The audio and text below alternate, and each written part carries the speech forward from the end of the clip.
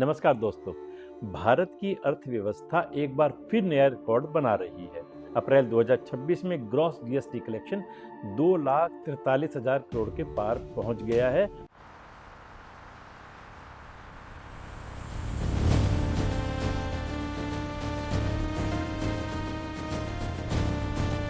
और मई में 2,94,000 करोड़। ये पिछले साल के मुकाबले बहुत ज्यादा है।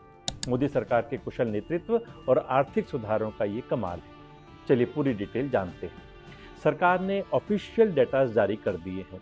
Gross GST collection 2,42,000 crore, net collection refund के बाद 2,10,000 करोड़। इंपोर्ट जीएसटी में जबरदस्त 25.8% की बढ़ोतरी हुई है, जो भारत की बढ़ती आर्थिक ताकत को दिखाता है।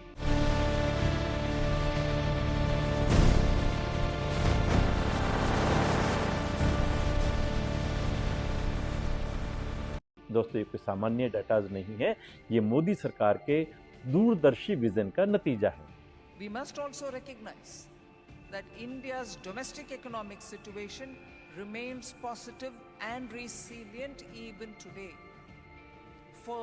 Therefore, those naysayers who jump into the scenario, as it were, and say, "Oh my God, you look around yourselves. It's all falling down, it's crumbling, it's going to hit you." There is a section, I would think, of Indians who very quickly want to decry the achievements of our own people. And therefore, for all the good that is being done by the common people themselves, that is forgotten. And a pessimistic, cynical narrative is generated, which is just not right.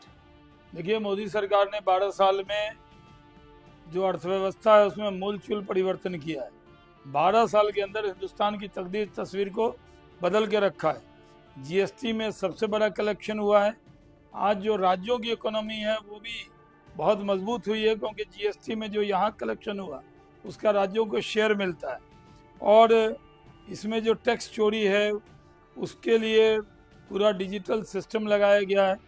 हर क्षेत्र में हम लोग किसी को तंग नहीं कर रहे। हम कह रहे हैं कि जितने भी लोग डिजिटल तरीके से पेमेंट करेंगे उसका भी फ़ायदा है और कहीं किसी को दिक्कत नहीं हुई है। मोदी सरकार ने का फोकस है सबका साथ, सबका विकास, सबका विश्वास। और जहां दुनिया में आज के हालात में अगर इकोनॉमी बची हुई है तो इसलिए है कि मोदी सरकार है। मोदी सरकार ने इकोनॉमी पर बहुत काम किया है। आखिरी रिकॉर्ड बना कैसे? पहली बात, जीएसटी को और आसान बनाया गया, जिसके कारण ई इनवॉइसिंग, ई वे बिल, फेसलेस असेसमेंट जैसी सुविधाओं से टैक्स चोरी कम हुई और कंप्लायंस बढ़ा। दूसरी बात, आर्थिक फॉर्मलाइजेशन से छोटे व्यापारियों को भी मुख्य धारा में लाया गया। तीसरी बात, डिजिटल इंडिया की वजह से सब कुछ ऑनलाइन और ट्रांसपेरेंट होने से रेवेन्यू बढ़ा है। चौथा और सबसे इम्पोर्टेंट, ग्लोबल चैलेंजेस के बावजूद भारत की अर्थव्यवस्था मजबूत खड़ी है। टॉप स्टेट्स की बात करें तो महाराष्ट्र टॉप पर रहा, साथ ही उत्तर प्रदेश ने भी शानदार प्रदर्शन किया है। ये बढ़ा हुआ राजस्व अब इंफ्रास्ट्रक्चर, सड़कों, हाईवे, हॉस्पिटल्स, स्कूल्स और किसान कल्याण योजनाओं पर खर्च होगा, यानी सीधा सीधा आम आदमी को फायदा।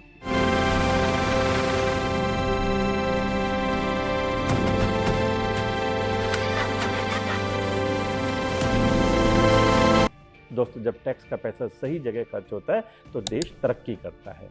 मोदी सरकार का सबका साथ, सबका विकास, सबका विश्वास, सबका प्रयास सिर्फ नारा नहीं, हकीकत बन चुका है। कुल मिलाकर कह सकते हैं, भारत की अर्थव्यवस्था तेजी से आगे बढ़ रही है। नमस्कार।